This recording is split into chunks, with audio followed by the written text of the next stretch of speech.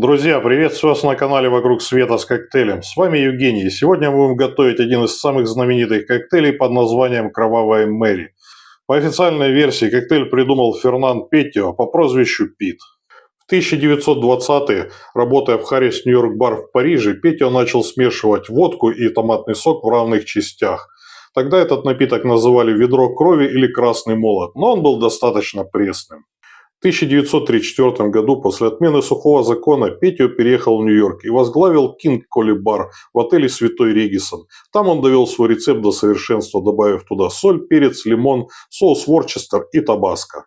Также существуют три основные версии, в честь кого назван этот коктейль. Первая версия, самая популярная, связывает наш напиток с Мэрией Тюдор, получившей прозвище «Кровавая Мэри» за жестокие расправы над протестантами.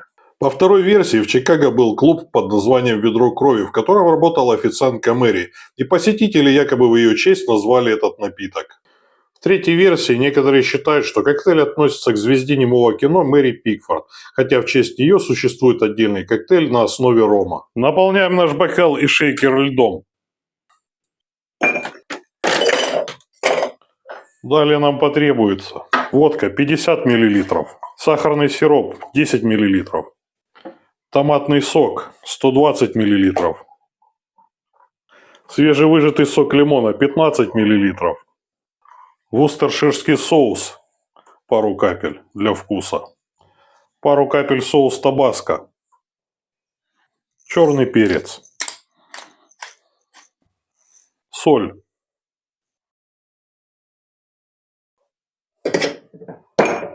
Далее шейкуем наш коктейль. Но недолго. Далее через стрейнер переливаем наш коктейль в бокал.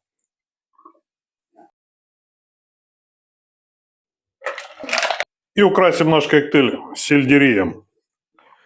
Традиция подавать коктейль со стеблем сельдерея возникла в 1960-х годах в Чикаго. Гостю якобы не принесли палочку для перемешивания коктейлей, и он взял ветку сельдерея из салата.